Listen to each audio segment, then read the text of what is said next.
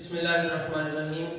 Dear students, ہم آپ کے سامنے ابھی 9th کلاس کے پہلے لیسن اردو کے پہلے لیسن ہجرت نبوی کو بیان کرنے جا رہے ہیں.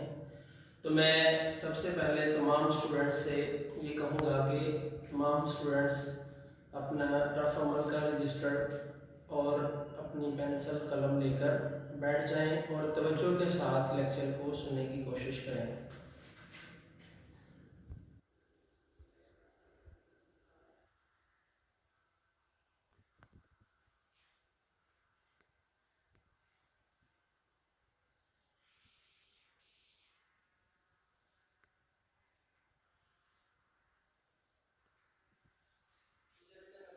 اللہ تعالیٰ علیہ وآلہ وسلم یہ 9th کلاس کی اردو کتاب کا پہلا لیسن ہے، پہلا سبق ہے. اور مصنف اس کے ہیں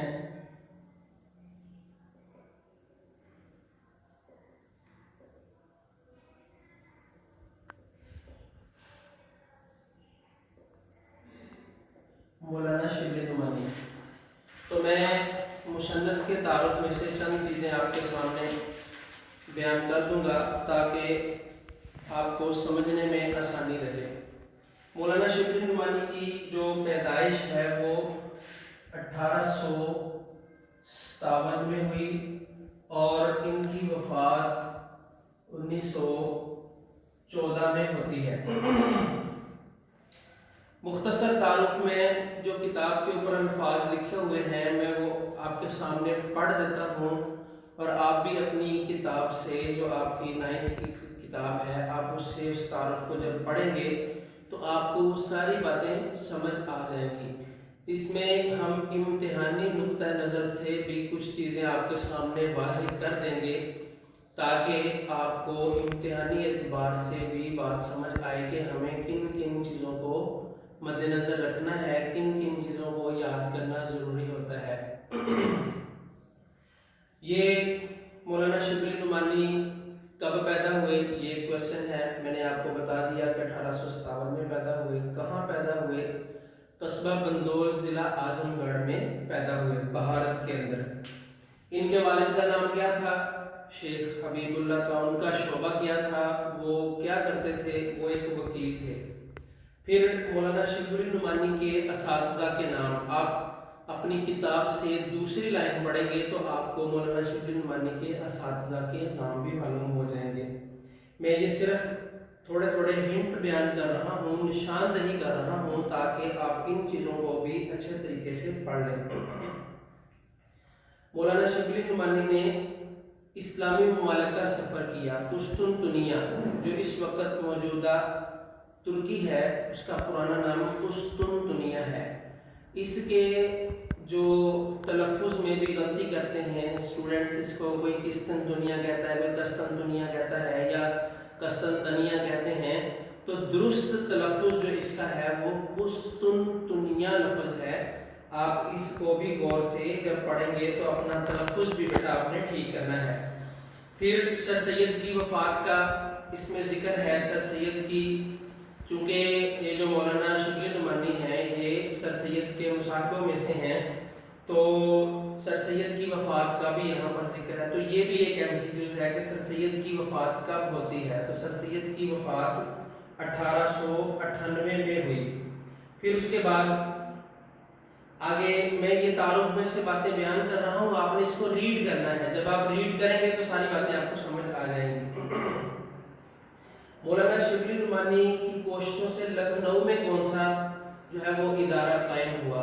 تو ندوۃ العلماء. یہ بھی اعراب آپ نے ٹھیک کرنا ہے، تلفظ ٹھیک کرنا ہے، ندوۃ العلماء. آخری عمر میں مولانا شبلی نعمانی کہاں چلے گئے؟ اعظم گڑھ چلے گئے. اور وہاں پر انہوں نے کون سا ادارہ قائم کیا؟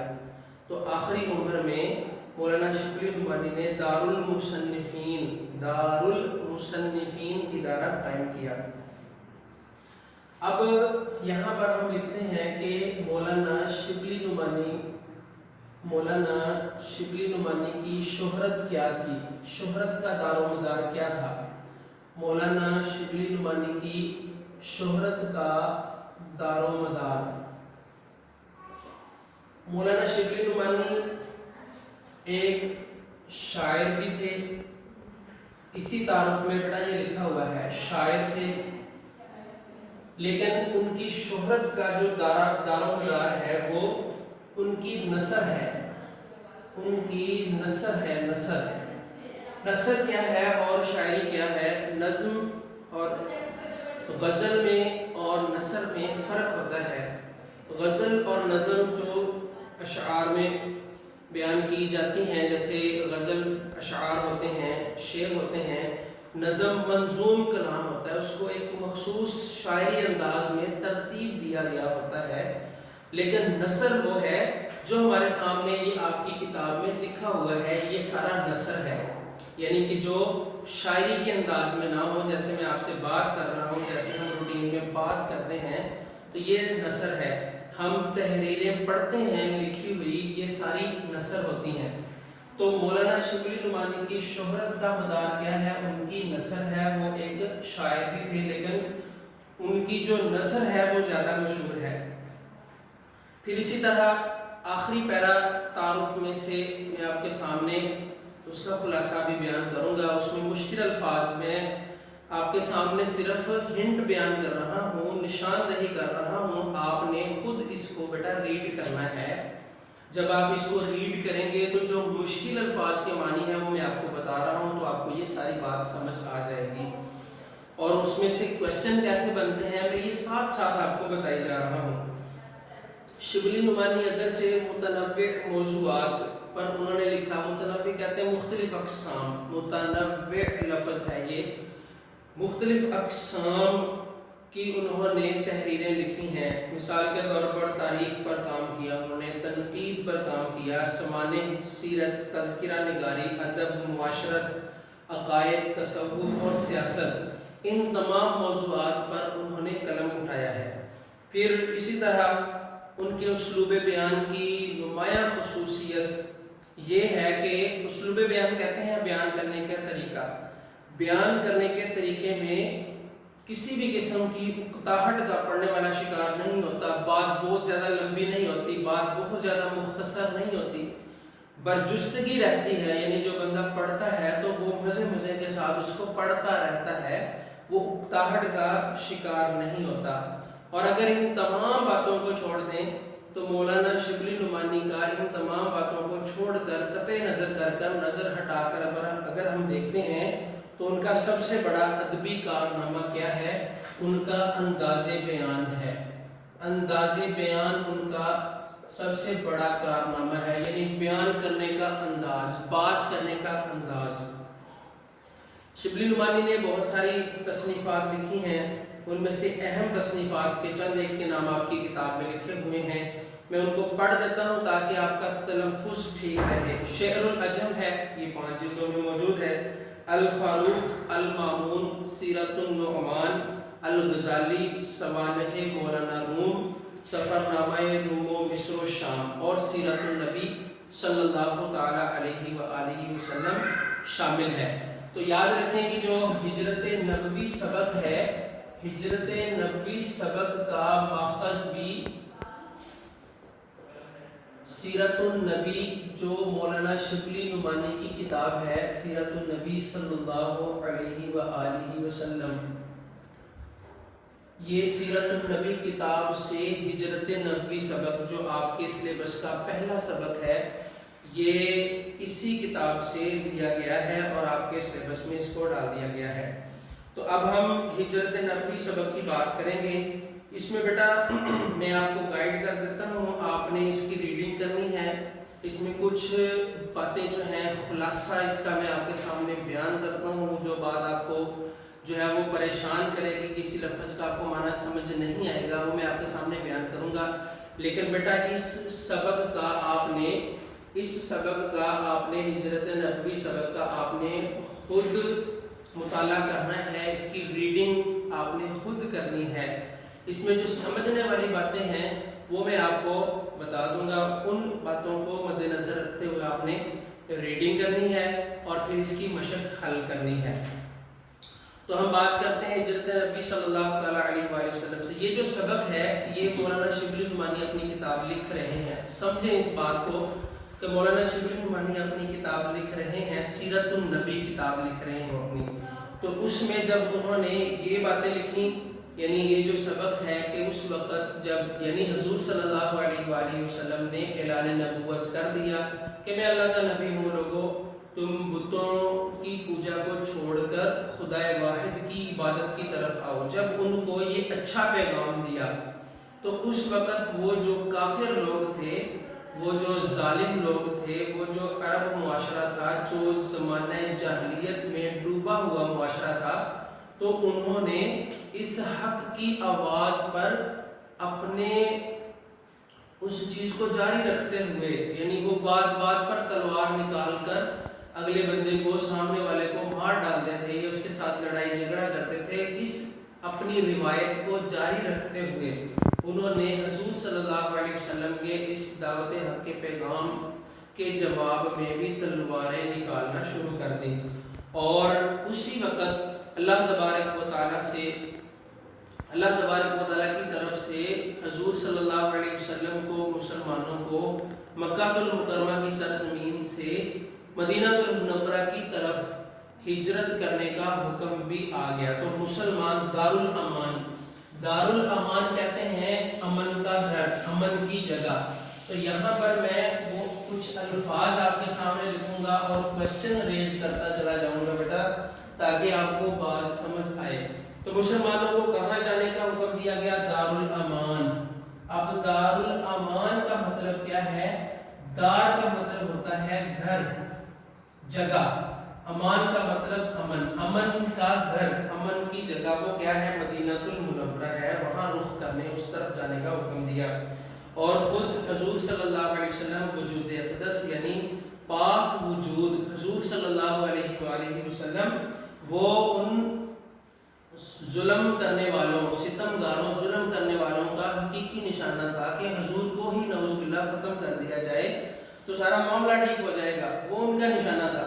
تو حضور صلی اللہ علیہ وسلم اس وقت اللہ تعالیٰ کی طرف سے باقاعدہ حکم خدا کا انتظار کر رہے تھے، اللہ کے حکم کا انتظار کر رہے تھے کہ مجھے بھی حکم ہو اور میں بھی مکہ سے مدینہ کی طرف جو ہے وہ ہجرت کر جاؤں۔ تو پھر ہجرت کب ہوئی؟ ہجرت کب کی گئی؟ نبوت کے 13ویں سال، نبوت کے 13ویں سال ہجرت کا حکم ہوا، یعنی اعلان نبوت کے 13واں سال جا رہا تھا۔ آپ صلی اللہ علیہ وآلہ وسلم کی عمر مبارک 53 سال تھی، 53 سال آپ کی عمر مبارک تھی۔ اس وقت آپ صلی اللہ علیہ وآلہ وسلم نے مکہ سے مدینہ کی طرف ہجرت فرمائی، اور کفار جو تھے یہ ایک جگہ پر جمع ہو کر پلاننگ کر رہے تھے، مشورے کر رہے تھے کہ مسلمانوں کو اور حضور صلی اللہ علیہ وسلم کو کس طرح اس ہجرت سے روکا جائے اور کس طرح حضور صلی اللہ علیہ وآلہ وسلم کو ختم کیا جائے۔ تو انہوں نے بیٹھ کر مشاورت کی، کسی نے کہا زنجیریں ڈال دیتے ہیں، کسی نے کہا کہ جلا وطن کر دینا، یعنی جلا وطن کا مطلب یہ ہوتا ہے کہ اس یہاں سے نکال دیتے ہیں ان کو تاکہ ہمارا یہ جو معاشرہ ہے یہ اسی طرح برقرار رہے، اور ان کو یہاں سے نکال دیتے ہیں۔ جبکہ ابو جہل جو کہ جاہلوں کا باپ، ابو جہل کا مطلب ہوتا ہے جاہلوں کا باپ، اس نے یہ کہا کہ سارے قبیلوں میں سے ایک بندہ مل کر آپ صلی اللہ علیہ وسلم پر نعوذ باللہ حملہ کرتے ہیں، ان کو قتل کر دیتے ہیں تاکہ یہ معاملہ ہی ختم ہو جائے۔ لیکن حضور صلی اللہ علیہ وسلم کی امانت و دیانت، آپ کی صداقت کے اوپر اتنا یقین تھا ان کافروں کو بھی، اس قدر بغض، عداوت کہتے ہیں بغض کو، دشمنی کے باوجود بھی آپ کی امانت و دیانت پر اتنا زیادہ اعتماد تھا کہ اس وقت بھی کفار نے بہت ساری امانتیں آپ صلی اللہ علیہ وآلہ وسلم کے پاس رکھی ہوئی تھیں۔ جب یہ مشورہ ہو گیا تو پھر انہوں نے فوراً آ کر حضور صلی اللہ علیہ وآلہ وسلم کے مبارک گھر کو، یہاں لفظ استعمال ہوا آستانہ مبارک، یعنی مبارک گھر، برکت والا گھر ہے نا، جہاں ہمارے پیارے نبی صلی اللہ علیہ وآلہ وسلم کے مبارک قدم لگے ہوں، آپ کا وجود لگا ہو، جس گھر کو آپ نے شرف بخشا ہو، تو وہ گھر مبارک ہوتا ہے، وہ عام گھر نہیں ہوتا۔ تو مبارک گھر کو آ کر گھیر لیا تاکہ حضور صلی اللہ علیہ وسلم جب گھر سے باہر نکلے تو پھر وہ جو فرض اپنے اوپر سمجھ کر آئے تھے وہ ادا کیا جائے۔ تو حضور صلی اللہ علیہ وآلہ وسلم نے حضرت ابوبکر صدیق رضی اللہ تعالیٰ عنہ کو پہلے بتا دیا تھا، حضرت علی کو بلا کر ساری بات سمجھائی کہ آپ یہاں پر میرے پلنگ پر آرام کریں اور صبح اٹھ کر آپ امانتیں واپس دے کر جن جن لوگوں کی امانتیں تھیں آپ نے سارا سمجھا دیا حضرت علی رضی اللہ تعالیٰ عنہ کو، یہ امانتیں واپس دے کر آپ بھی مدینہ جو ہے وہ تشریف لے آنا، مدینے آ جانا۔ تو پھر اس وقت حضرت علی رضی اللہ تعالیٰ عنہ کو یہ بھی معلوم تھا کہ یہ جو بستر خواب ہے یعنی آرام کرنے والا بستر ہے، حضور صلی اللہ علیہ وسلم کا بستر ہے، یہ قتل گاہ کی زمین ہے، یہ فرش گل نہیں ہے، یہ قتل گاہ کی زمین ہے۔ لیکن پھر بھی حضرت علی رضی اللہ تعالیٰ عنہ کے لیے وہ قتل گاہ کی زمین فرش گل تھا۔ کیوں فرش گل تھا؟ یہ وہ الفاظ ہیں جو سبق میں بیٹا لکھے ہوئے ہیں، میں اس لیے وہ الفاظ آپ کے سامنے پڑھ رہا ہوں تاکہ جب آپ ریڈنگ کریں اور میرا یہ لیکچر سن لیں پھر آپ ریڈنگ کریں تو آپ کو ساری بات اچھے طریقے سے سمجھ آ جائے۔ تو وہ قتل گاہ کی زمین فاتح خیبر لقب ہے حضرت علی رضی اللہ تعالیٰ عنہ کا، جو قلعہ خیبر حضرت علی نے فتح کیا تھا، تو اس لیے آپ کا یہ لقب ہے۔ تو قتل گاہ کی جو زمین ہے وہ فرش گل تھا۔ فرش گل کا مطلب کیا؟ پھولوں کا بستر، پھولوں کی جگہ۔ کیوں؟ کیونکہ وہ حضور صلی اللہ علیہ وآلہ وسلم کا بستر تھا اور حضرت علی کو یقین تھا کہ آج حضور کی زبان سے یہ الفاظ نکلے ہیں کہ بیٹا سو جاؤ، یہاں پر سو جاؤ، صبح اٹھ جانا۔ تو آپ کو پتا تھا کہ مجھے کوئی کچھ نہیں کر سکتا، مجھے کوئی قتل نہیں کر سکتا، میں نے سونا بھی ہے اور اٹھنا بھی ہے اور اٹھ کر امانتیں واپس بھی دینی، امانتیں واپس دے کر پھر میں نے مدینہ بھی پہنچنا ہے۔ تو یہ ساری باتیں حضور کی زبان مبارک سے نکلی تھی۔ تو صحابہ کرام کا ایمان بھی ہمیں پتہ چلتا ہے کہ صحابہ کرام کا ایمان حضور صلی اللہ علیہ وسلم کی زبان کے اوپر کتنا ہوتا تھا کہ آپ کی زبان سے نکلے ہوئے الفاظ جو ہیں وہ یقیناً پورے ہوتے ہیں۔ تو پھر کفار نے حضور صلی اللہ علیہ وسلم کے گھر کا محاصرہ کر لیا، گھیر لیا، اور حضور صلی اللہ علیہ وسلم کعبہ کے پاس گئے اور جا کر کہا کہ تو مجھے تمام دنیا سے زیادہ عزیز ہے لیکن تیرے فرزند یہاں کے باشندے جو ہیں مجھے یہاں رہنے نہیں دیتے۔ اور پھر آپ جبل سور پر چلے گئے حضرت ابوبکر صدیق رضی اللہ تعالیٰ عنہ کے ساتھ۔ میں بیٹا شارٹ کر رہا ہوں، آپ نے ریڈ کر لینا ہے، میں مشکل الفاظ آپ کے سامنے بیان کر رہا ہوں۔ جبل سور، جبل کا مطلب ہوتا ہے پہاڑ، تو یہ عربی کا لفظ ہے جبل اور اس کی جمع جبال آتی ہے، جبال۔ تو آپ صلی اللہ علیہ وسلم نے جبل سور کو شرف بخشا کہ آپ غار سور کے اندر وہاں پر جا کر پوشیدہ ہوئے، یعنی کہ آپ چھپ گئے۔ اور یہ غار آج بھی موجود ہے اور بوسہ گاہ خلائق ہے، بوسہ گاہ خلائق، یہ بیٹا آپ کی کتاب میں لکھا ہوا ہے یہ لفظ بوسہ گاہ خلائق۔ بوسہ کا مطلب ہوتا ہے چومنا، گاہ کا مطلب ہوتا ہے جگہ، خلائق مخلوق، مخلوق کے چومنے کی جگہ ہے۔ تو یہ الفاظ آپ نے اسی طرح پڑھنا ہے اور پریشان نہیں ہونا، یہ ہے بوسہ گاہ خلائق۔ حضرت ابوبکر صدیق رضی اللہ تعالیٰ عنہ کے نوجوان بیٹے تھے حضرت عبداللہ، نوخیز جوان، یعنی کہ نئے نئے جوان ہوئے تھے، یعنی نوجوان تھے۔ وہ رات کے وقت غار میں آ جاتے، صبح صبح پھر مکے چلے جاتے اور ساری خبریں وہاں کی بتاتے۔ اور آپ نے 3 راتیں وہاں پر، جو کتاب میں لکھا ہوا ہے 3 راتیں وہاں پر گزاری۔ اور حضرت اسماء رضی اللہ تعالیٰ عنہ، حضرت اسماء رضی اللہ تعالیٰ عنہ کون تھی؟ حضرت اسماء رضی اللہ تعالیٰ عنہ، یہاں ہم نام بھی لکھ دیتے ہیں، اسماء یہ الف کے ساتھ ہے۔ حضرت اسماء رضی اللہ تعالیٰ عنہ حضور صلی اللہ علیہ وآلہ وسلم کی بڑی شہزادی تھیں، اور وہ کیا کرتی تھی؟ وہ کھانا پکا کر غار سور میں دے کر آتی تھیں۔ اور یہاں پر اس کتاب میں لکھا ہوا ہے کہ حضرت ابوبکر صدیق رضی اللہ تعالیٰ عنہ کا غلام وہ بکریاں چرا کر لاتا اور آپ صلی اللہ علیہ وآلہ وسلم ان کا دودھ پی لیتے، اور حضرت ابوبکر صدیق رضی اللہ تعالیٰ عنہ بھی ان کا دودھ پیتے، اور یہی ان کی 3 دن تک خوراک رہی۔ لیکن ابن حشام کیا ہے؟ ابن حشام ایک بیٹا مؤرخ کا نام ہے۔ ابن حشام یہ ایک مؤرخ ہے، مؤرخ کہتے ہیں تاریخ بیان کرنے والے کو، مؤرخ تاریخ بیان کرنے والے کو۔ یعنی جب ابن حشام نے یہ تاریخ لکھی ہے، یہ واقعہ لکھا، تو اس نے اپنی کتاب میں یہ لکھا ہے کہ حضرت ابوبکر صدیق اور حضور صلی اللہ علیہ وآلہ وسلم کا جو کھانا تھا وہ دودھ پینا نہیں تھا، بلکہ حضرت اسما کھانا پہنچاتی تھی۔ تو یہ دو باتوں میں فرق ہے۔ ابن ہشام نے لکھا ہے، یعنی جو تاریخ لکھنے والا ابن ہشام نامی بندہ ہے، اس نے یہ لکھا ہے کہ روزانہ شام کو حضرت اسما کھانا بنا کر لاتی اور غار میں پہنچاتی تھی۔ اس طرح 3 راتیں غار میں گزاری۔ پھر جب صبح کو قریش کی آنکھیں کھلیں تو پلنگ پر آپ صلی اللہ علیہ وسلم کے بستر پر حضرت علی کو پایا، حضرت علی کو پکڑ لیا اور حرم میں جا کر محبوس کر دیا۔ تو آپ کی کتاب میں ایک لفظ لکھا ہوا ہے محبوس کرنا، یعنی قید کر لینا۔ کچھ دیر قید رکھا اور پھر چھوڑ دیا۔ ادھر جو ہے وہ کفار آپ صلی اللہ علیہ وسلم کو پھر ڈھونڈتے ڈھونڈتے حضرت ابوبکر صدیق رضی اللہ تعالیٰ عنہ اور حضور صلی اللہ علیہ وسلم غار ثور میں تھے، تو وہاں پر پہنچ گئے، دہانے پر پہنچے۔ جب غار ثور کے دہانے، دہانہ کہتے ہیں بیٹا منہ کو، یعنی غار ثور کے منہ پر بالکل دروازے پر پہنچے تو قدموں کی آہٹ، یعنی باہر جو بندہ چل رہا ہو قدموں کی آواز آتی ہے۔ آپ کمرے میں بیٹھے باہر کوئی ہو تو قدموں کی آواز آتی ہے، تو غار میں تھے تو باہر ان کے قدم بھی نظر آ رہے تھے، آواز بھی آ رہی تھی۔ تو حضرت ابوبکر صدیق رضی اللہ تعالیٰ عنہ نے جب قدموں کی آواز سنی تو پریشان ہو گئے اور حضور صلی اللہ علیہ وسلم کی بارگاہ میں اپنی پریشانی کا اظہار کیا۔ تو حضور صلی اللہ علیہ وسلم نے ارشاد فرمایا لا تحزن ان اللہ معنا۔ یہ آیت کا جز ہے چھوٹا سا، یہ آپ کے سلیبس میں لکھا ہوا ہے، سورہ توبہ ہے، آیت نمبر 40 ہے۔ تو آپ نے کیا فرمایا کہ غم نہ کیجئے، گھبرائے نہیں، اللہ ہمارے ساتھ ہے۔ پھر قریش نے اشتہار دیا، ہم بالکل لاسٹ پہ پہنچ گئے ہیں بیٹا۔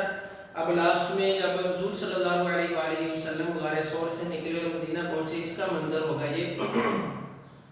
قریش نے ادھر یہ مشہور کر دیا، اشتہار دیا، مشہور کر دیا کہ جو بھی حضور صلی اللہ علیہ وآلہ وسلم کو پکڑے گا اس کو ایک خون بہا دیا جائے گا۔ خون بہا کیا ہوتا ہے اس کو سمجھ لیں۔ خون بہا کے برابر 100 اونٹ، یعنی عرب معاشرے میں یہ مشہور تھا کہ اگر کوئی بندہ کسی کو قتل کر دے تو اس کے بدلے میں اس کو قتل کیا جائے گا۔ اگر اس کو قتل نہیں کیا جائے گا، وہ کہتا ہے مجھے قتل نہ کرو، ٹھیک ہے، جو مقتول ہے تو پھر مقتول کے گھر والے خون بہا دیں گے، یعنی 100 اونٹ اس کا معاوضہ دیں گے اور پھر خون معاف کریں گے۔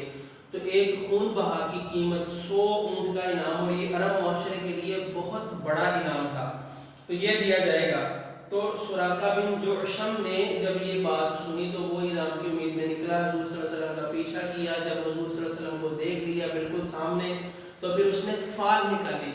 تو فال نکالنے کا مطلب کیا ہوتا ہے؟ فال نکالنے کا مطلب یہ ہوتا ہے کہ کافر جو ہیں وہ منتر پڑھتے ہیں، اپنا منتر پڑھ کے فال نکالتے ہیں۔ ہر کام سے پہلے زمانہ عرب میں، زمانہ جاہلیت میں یہ مشہور تھا کہ وہ فال نکالتے تھے۔ گھر سے باہر نکلے کام کے لیے جا رہے ہیں تو فال نکالتے تھے، اپنا منتر پڑھتے تھے۔ منتر پڑھ کے یعنی کہ اگر ان کو یہ جواب آتا ہے اس منتر کے جواب میں کہ ٹھیک ہے جی آپ جائیں یہ کام کر لیں آپ کے لیے بہتر ہے، تو وہ کرتے نہیں تو واپس آ جاتے۔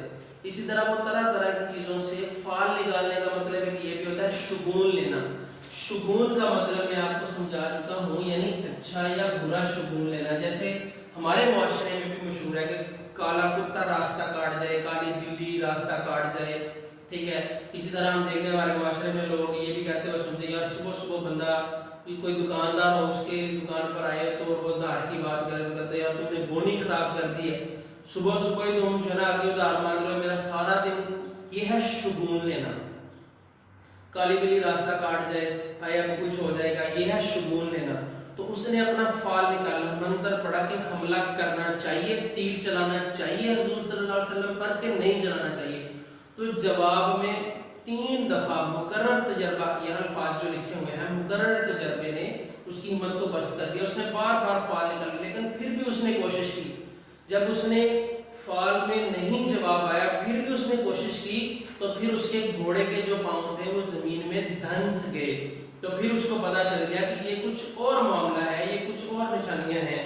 تو پھر وہ حضور صلی اللہ علیہ وآلہ وسلم کی بارگاہ میں گیا اور جا کر اس نے معافی مانگ لی اور امن کی تحریر لکھوا لی کہ مجھے امان نامہ لکھ دیں کہ حضور آپ نے مجھے معاف کر دیا۔ پھر حضرت ابوبکر صدیق رضی اللہ تعالیٰ عنہ کا غلام، وہ کون تھا جی؟ عامر بن فہیرہ۔ عامر بن فہیرہ یہ حضرت ابوبکر صدیق رضی اللہ تعالیٰ عنہ کا غلام تھا. یہ اس کو کہا گیا کہ آپ اس کو امن کی تحریر لکھ دیں. تو عامر بن فہیرہ نے حضور کے فرمان پر امن کی تحریر ایک چمڑے کے ایک ٹکڑے کے اوپر لکھ کر دے دی. ادھر مدینے میں حضور صلی اللہ علیہ وسلم کی تشریف آوری کی خبر پہلے پہنچ چکی تھی. مدینے کے لوگ تڑکے سے، آپ کے سلیبس میں بڑا لفظ استعمال ہوا تڑکے سے، یعنی صبح سویرے. اب حضور آ رہے ہوں، حضور تشریف لا رہے ہوں تو کس کو انتظار نہیں ہوگا. اور پھر اہل مدینہ کے لوگ تو حضور صلی اللہ علیہ وسلم سے بہت زیادہ محبت کرتے تھے.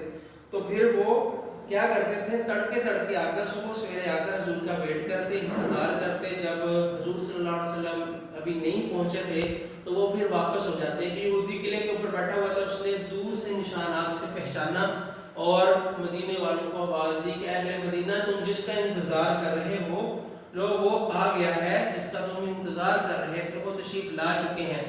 تو پھر تمام شہر جو ہے وہ تکبیر کی آوازوں سے، یعنی اللہ اکبر، تکبیر کا مطلب کیا ہوتا ہے، اللہ اکبر، اللہ اکبر کے نعرے لگ گئے اور حضور صلی اللہ علیہ وسلم مدینہ طیبہ پہنچ گئے. اب بیٹا نیکسٹ اور آخری منٹس ہیں، ان میں بات سمجھ لیں. یہ جو ہجرت نبوی سبق ہے جس کا میں نے آپ کے سامنے کمپلیٹ خلاصہ اور اس کے الفاظ مانی، مشکل الفاظ مانی اور میں نے سارا کچھ آپ کے سامنے بیان کر دیا ہے. جب آپ کتاب سے اپنی ٹیکسٹ بک سے اینڈ سے کھولیں گے جہاں پر فرہنگ ہے یعنی الفاظ معنی ہیں، تو یہ آپ نے ہجرت نبوی کے تمام الفاظ معنی آپ نے یہاں سے پڑھ لینے ہیں. میرا پورا لیکچر سننا ہے، پھر ریڈنگ کرنی ہے، یہ الفاظ معنی پڑھنے ہیں.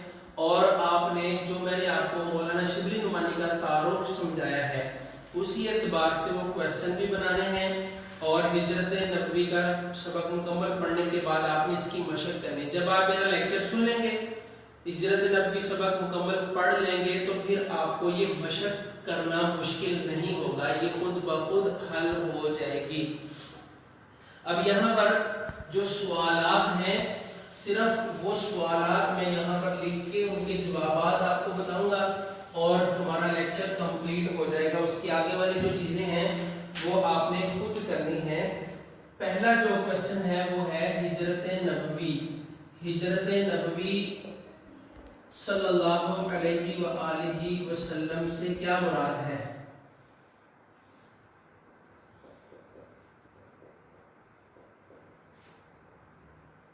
اور دوسرا کویسچن، پہلے ہم کویسچن لکھ لیتے ہیں پھر میں ایک ایک کا جواب آپ کو بتاؤں گا تاکہ آپ یہ بھی اچھے طریقے سے حل کر لیں. رسول پاک صلی اللہ علیہ وآلہ وسلم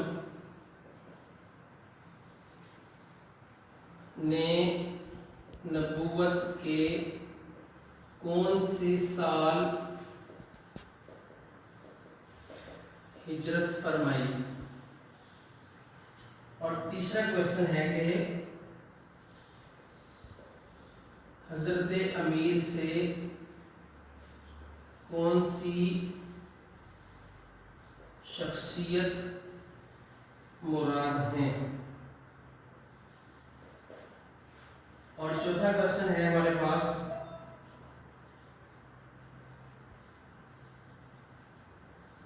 رسول پاک صلی اللہ علیہ وآلہ وسلم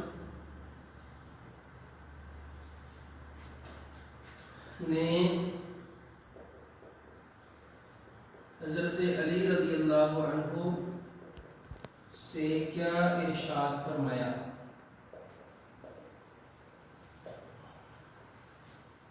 اور پانچواں کویسچن ہے ہمارے پاس کہ حضرت اسما کون تھی؟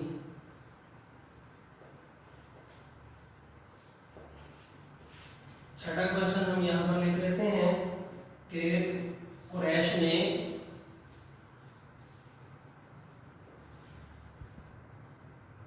حضور اقدس صلی اللہ علیہ وآلہ وسلم اور حضرت ابوبکر، آگے میں پڑھ دیتا ہوں، حضرت ابوبکر رضی اللہ تعالیٰ عنہ کو گرفتار کرنے کا کیا انعام مقرر کیا؟ اور آخری کویسچن ہے ہمارے پاس کہ سراقہ بن جعشم کیسے طائب ہوا؟ तो जो आपने मेरा लेक्चर सुना है, जब आप इसकी रीडिंग कर लेंगे तो इनके आंसर्स ढूंढना बहुत इजी हो जाएगा। हिजरत नबी सल्लल्लाहु अलैहि वसल्लम से क्या मुराद है? हिजरत नबी सल्लल्लाहु अलैहि वसल्लम से मुराद जो मुसलमानों ने और हुजूर सल्लल्लाहु अलैहि वसल्लम ने अल्लाह के हुक्म से मक्के से मदीने की तरफ हिजरत की, उसे हिजरत नबी कहा जाता है। रसूल पाक सल्लल्लाहु अलैहि वसल्लम ने नबूवत के कौन से साल हिजरत फरमाई? आप सल्लल्लाहु अलैहि वसल्लम ने नबूवत के 13वें साल हिजरत फरमाई। हज़रत अमीर से कौन सी शख्सियत मुराद है? तो सबक में जनाब अमीर लफ्ज़ इस्तेमाल हुआ है, तो उससे ये क्वेश्चन बना है। तो हज़रत अमीर से मुराद हज़रत अली रज़ी अल्लाह तआला अन्हु की शख्सियत हैं। रसूल पाक सल्लल्लाहु अलैहि वसल्लम ने हज़रत अली से क्या इरशाद फरमाया?